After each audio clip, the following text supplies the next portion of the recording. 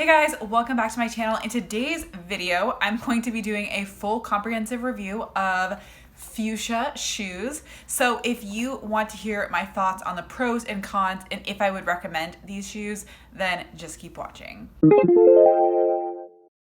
So a few months ago now, Fuchsia Shoes contacted me and they asked me if I would like to try out their shoes in exchange for a review. However, you guys know how I do my review videos. I always talk about the pros as well as the cons. So I'm under no obligation to just talk about positive things. So you're gonna hear my full honest thoughts as always in this video about these shoes. Hopefully I can get you guys some sort of discount or something. If I can, I will put it down in the description box.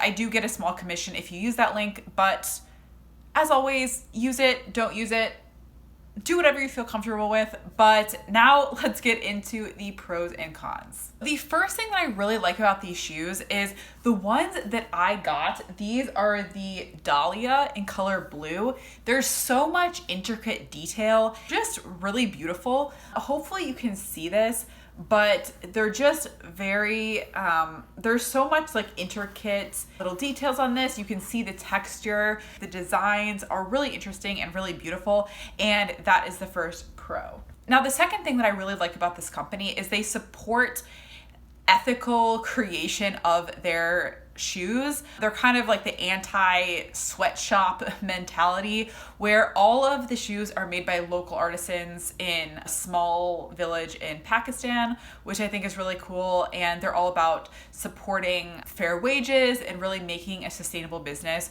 for the artisans in that area of the world. And I think it's really cool to support companies that are focused on the ethical side of their business.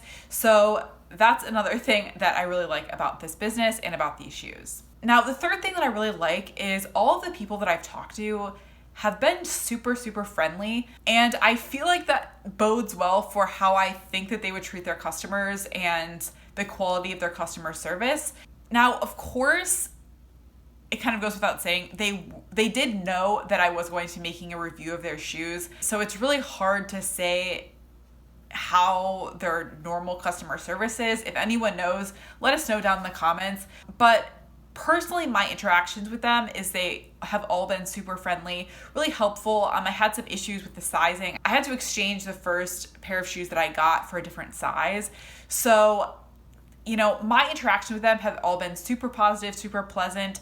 So I just put that out there. That is the third pro. Now, the fourth pro is I think the price is pretty good for these. From what I can see on their website, pretty much all of their shoes are under $100. I think these are $99. Everyone's budget is different, but personally, I think that is a pretty good price for a pair of flats, especially compared to most of the other flats that I do review on this channel. So yeah, personally, I think that's pretty good. And then the final and fifth pro is they do have different options if you are not interested in buying leather shoes. They do have a line of vegan options, which I think is really cool. And their vegan shoes do have a lot of the same type of like embroidery and a lot of those like cool little details. So that I always really appreciate when companies do have a non-animal based option for their shoes. Okay, so now that we have the pros out of the way, let's talk about the cons. So the first con is there are no half sizes. Personally, I would have really liked to have that half size, and I think it kind of prevented me from getting the absolute perfect size on these. So that's the first negative. The second negative, and I really hate to say this, but I didn't find them extremely comfortable. I'm not gonna say that they're like super uncomfortable, but I would say the comfort level is just average or maybe even slightly below average. And I think part of the reason for that is these shoes actually do not have a left or a right. They are both the same, and you can kind of decide which one you want to be the left shoe and which one you want to be the right shoe, and then you have to break them in. And I think that break-in period is just kind of uncomfortable. Like, I kind of just wish that they had left and right. That I don't know if that is like a traditional design from Pakistan where these are being made or something like that. I don't really know that, but personally, the fact that they have no left or right requires additional break-in, and ultimately, in my opinion, that made them slightly less comfortable. That's the second con.